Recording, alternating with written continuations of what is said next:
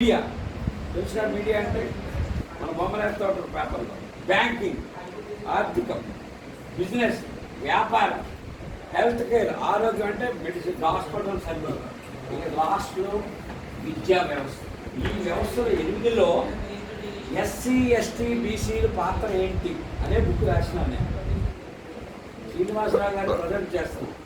క్లుప్తంగా చెప్పాలంటే సుప్రీంకోర్టు ఉంది కదా, ఎంతమంది జడ్జిలు ఉన్నారో ఏదే చెప్పాలి. ఎవరు చెప్పగలరు? సుప్రీంకోర్టులో ఎంతమంది జడ్జిలు ఉన్నారు? అంటే మీరేం అవమానం పడదు, తెలిసింది చెప్పండి. 34 మంది ఉన్నారు. అమ్మా, ఆ 34 మందిలో బ్లాక్లో ఎంతమందో తెలుసా? 32. చాలా. ఆ దేశంలో ఎంతమంది ఉన్నారు? వాళ్ళు దేశంలో ఎంతమంది ఉన్నారు? సంఖ్య జనాభా 5 కోట్ల మంది ఉన్నారు బ్రాహ్మణులు. బీసీలు ఎంతమంది ఉన్నారు? 80 కోట్ల మంది ఉన్నారు. ఎస్సీలు ఎస్టీలు కలిపి ఒక 12 కోట్లు, మిగతా ముస్లిమ్స్ 14 కోట్లు. ఏమా ఈ రకంగా ఉంటే ఈ బ్రాహ్మణులు 34 పోస్టులు ఉంటే 32 వాళ్ళే. అవే ఇందులో రాసి ఈ దేశాన్ని నడిపించే క్యాబినెట్ సెక్రటరీలు ఉన్నారు. పొద్దున మళ్ళీ ఏ చెప్తా ఉంటాడు అందరికీ. 34 మంది, 90 మంది క్యాబినెట్ సెక్రటరీ దేశాన్ని నడిపిస్తూ ఉంటారు. ఈ నాయకులు కృష్ణలాగా ఆ ఫ్లైట్లో అటు ఇటు తిరుగుతూ ఉంటారు. అంటే దిగుతారు ఎక్కుతారు.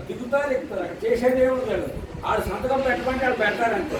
వాళ్ళందరూ 90 మందిలో కూడా 87 మంది బ్రాహ్మలే. ఇంకేం నడుస్తుంది నీకు? పప్పు బెల్లం అంతే. మిగతా 3 బీసీలు. No SC, no ST, no minority, no Adivasi. అది ఇందులో రాసి. మేమేదో కల్లో వచ్చింది రాయలేదు, లేదా మా తమ్ముడు చెప్పింది రాయలేదు. ఆర్టీఐ ద్వారా తెప్పించాం. ఆర్టీఐ అంటే ఏంటి? Right to information act. ఎవరు పెట్టారు? మన్మోహన్ సింగ్ గారు పెట్టారు. నిన్న నేను వెంకటరెడ్డి ఓ ఫైల్ అడిగాం మా డిపార్ట్మెంట్లో. ఇందాక వస్తుంది, ఫైల్ వస్తుంది. అది ప్రతిదీ సమాచారం ఇవ్వాల్సిందే, గోప్యత లేదు. ఈ వ్యక్తిగత సమాచారం నేను అడగను. డిపార్ట్మెంట్లో ఏం జరిగిందో నాకు చెప్పమన్నాం. నేను 1400 కోట్లు కేసు వేస్తే నేను రిటైర్ అయిన తర్వాత ఆ కేసు మా చైర్మన్ కూడా కలిపి అమ్మేసుకొని ఆ 14 కోట్లు కట్టించా. నేను రిటైర్ అయిన తర్వాత సుప్రీంకోర్టుకి వెళ్తే వీళ్ళు మా కుమ్మక్కయి కేసు కొట్టేసి అది 14 కోట్లు ఇచ్చేసారా? వెంకట్ చేత రాయించా. ఆ ఫైల్ ఇమ్మన్నాను, ఆ ఫైల్ తయారు చేశారు. ఎలా ఓడిపోయి చెప్పమన్నా. ఎవడు ఆఫీసులో ఉన్నాడు అప్పుడు అడగాలి, ప్రశ్నించాలి. నేను అందులో పనిచేసిన వాడినే. నీకు చెప్పాలంటే ఎన్నో కథలు చెప్తాను నేను. ఇట్లా ప్రతి రంగంలో మీడియా ఉంది. మీడియాలో ఒక్క బీసీ ఎస్సీ ఎస్టీ మైనారిటీ ఎవ్వరు లేదు. అంత అగ్రవర్ణాలే ఉన్నారు. మళ్ళీ అమ్మాయి అగ్రవర్ణాలు అంటే ఎవరు ఆడతారు? నేనే. ఏమంటే మీడియా అనేది ఉంది కదా.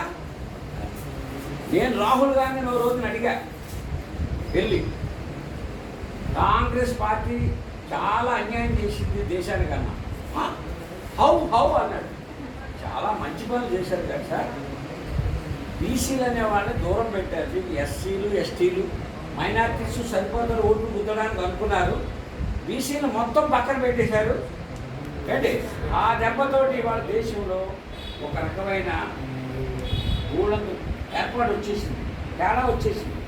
వాళ్ళ ఎస్సీ ఎస్టీ బీసీలు పైకి రాలేదు. బీసీలు వచ్చేవాళ్ళు రానివ్వలేదు. దాంతో ఈ బ్రాహ్మణ వైశ్య క్షత్రియ ఈ వర్గాలన్నీ కూడా పైకి కూర్చున్నాయి.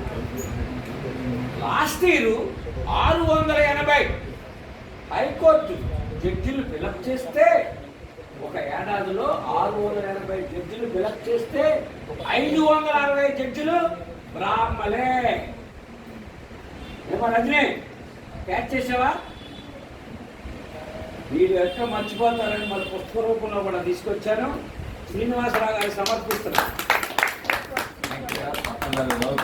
జై పూలే జై పూలే. జై పూలే జై పూలే. అరే అన్ని రకాల పట్టమంటే ఇదిరా బాగా సగం ఇచ్చాడు చదువు కూర్చొని మంచిగా 8 పిల్లర్స్ ఆఫ్ కంట్రీ తెలుగులోకి వస్తుందన్నా రేపు వెళ్ళండు ఇప్పుడు మా అందరికి ఇస్తాం తెప్పిస్తాం మాకు ఇంగ్లీష్ రాదు మరి చదువు నువ్వు ఎంఏ కదా మాకు ఇంగ్లీష్ రాదండి మా తెలుగు మీడియమే. తీయండి. మా చెల్లెలు వచ్చి నాకు ఇయ్యలే. మీ అబ్బాయిలతో చదివించుకోండి ఏ వస్తుందిలే మరి అంత